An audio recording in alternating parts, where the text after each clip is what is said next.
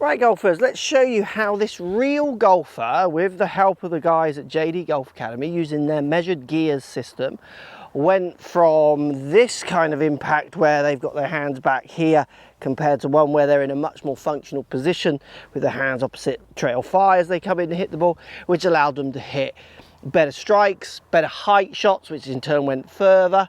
It happened with all clubs when they tested.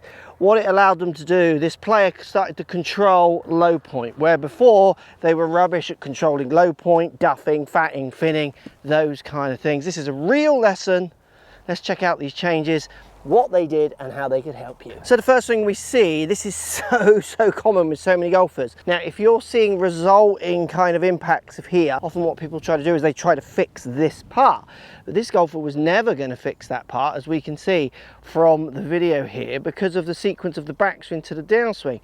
So what they were doing is they were making quite a tucked in, close to a backswing to then have this huge bounce back, this kind of big shape on the way back down, where they created more width on the way down, which then creates the arms to kind of go far too far back here, which encourages kind of these impacts that we saw. You know, they're kind of out here as they get into last parallel.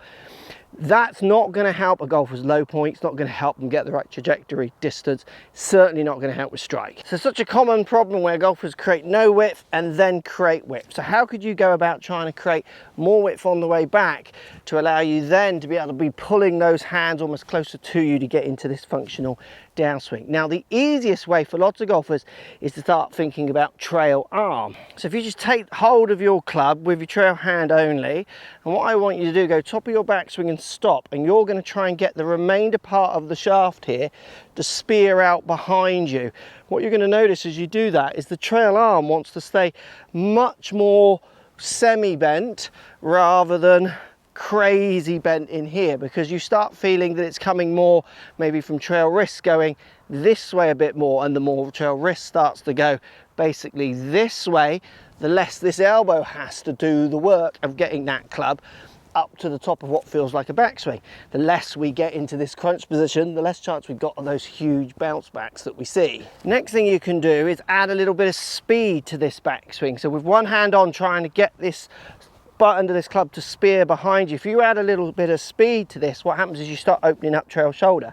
You start actually opening up your arm to go more this way, which is good for width, to create some space for you to actually get the club down into, rather than when golfers go very slow and deliberate, which is often the case, they feel like they need to slow down, they can kind of just put the club into position and then they try to create that space and that width and that speed on the way down. So by getting that club to spear back with a bit of speed to feel like you're really kind of whipping it back, what's going to happen is you're really going to start opening up trail shoulder. You're going to get some extension in your trail arm, so it's going to bend. It's just not going to bend crazy amounts. It's not just basically going to fall onto you to have the big kickback. And the beauty of creating this angle in your trail wrist and your trail arm is it naturally starts getting you away from yourself in that backswing, gets you creating that space that you need to be able to get the club into these paths that you're trying to get to on the way down. So often I see golfers trying to fix the way down. They're not going to do it from the positions they get into on the way back, which this lesson from JD Golf Academy clearly shows, all measured with gears. There's no guessing. This is just the facts of how they change someone and how it can work for you as well. Now, if you're not so good at thinking about trail arm, you can try lead arm. So one hand on, just lead hand on, and what I want you to do is really try and feel like you push this up and away, as far away from you as possible on that backswing. So really try and get some space between where your hands start to where they end. Now, I don't want you to get space by trying to go this way. I want you to get space up into here, up into this part as far as possible. So lead shoulder goes down, arm goes up, and stretch it out, trying to keep your hands this side of your head.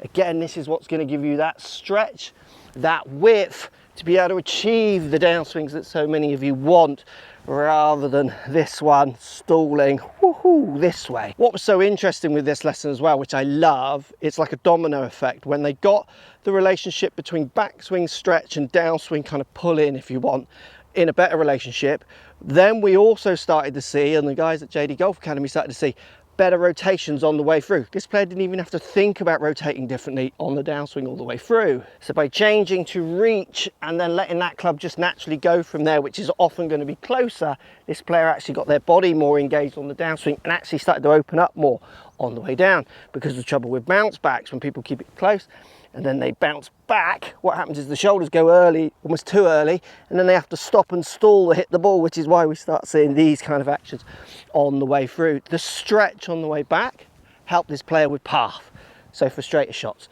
It helped this player present better lofts for longer shots, while at the same time it helped them trying to get their body to actually engage in a way to encourage these kind of impacts rather than these, and the dominoes just fell over and it happened. That's the beauty of measured good coaching.